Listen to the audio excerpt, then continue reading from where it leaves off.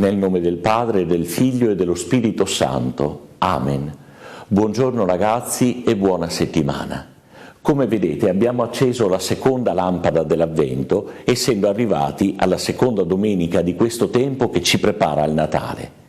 Se ricordate, la settimana scorsa 3 amici delle medie ci hanno ricordato che la parola Avvento può dirsi anche in altre 3 forme: attesa, gioia e speranza. Questa settimana vorrei che ci soffermassimo sul termine attesa. L'attesa è un atteggiamento che viviamo tutti noi ed è abbastanza usuale. Noi desideriamo essere attesi da qualcuno, ma ci piace anche attendere qualcuno o qualcosa. Ci attendiamo di andare bene a scuola, ci attendiamo di essere riconosciuti per i nostri pregi, magari mettendo tra parentesi i nostri difetti. Ci piace attendere il momento della festa, il momento dell'incontro con i nostri amici. Provate a pensare di quanti elementi si carica la parola e l'atteggiamento attesa. Mi piacerebbe proprio che in questo momento ciascuno di voi si domandasse: che cosa significa per me attendere? Chi attendo? Che cosa attendo nella mia vita? Anche Gesù si fa attendere, desidera farsi aspettare e ci regala proprio questo tempo perché noi possiamo rivivere questa esperienza e declinarla anche nella nostra relazione con Dio. Un Dio che si fa attendere è un Dio che ci vuole bene, proprio come un amico. E il nostro avvicinarci al Natale significa proprio il desiderio di fare festa con Lui, di preparare questa festa insieme per viverla in pienezza.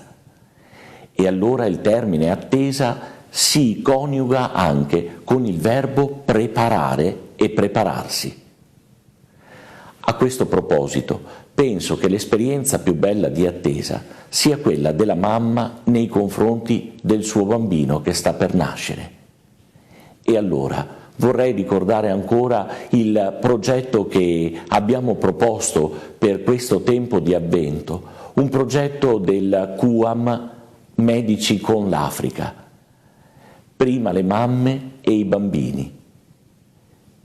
Penso sia davvero molto molto bello poter aiutare una mamma a preparare l'attesa del suo figlio che sta per nascere, darle quello che è necessario e così anche noi attendere il momento di una nascita che porta sempre gioia e speranza.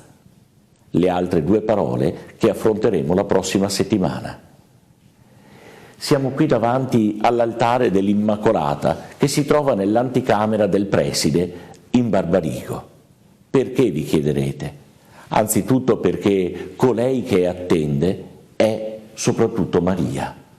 Maria attende Gesù nella sua esperienza di vita di giovane che scopre di attendere un bambino, la nascita di un bambino, un'attesa che si carica di senso profondo, di una fede profonda, perché quel bambino è il figlio di Dio, è Gesù.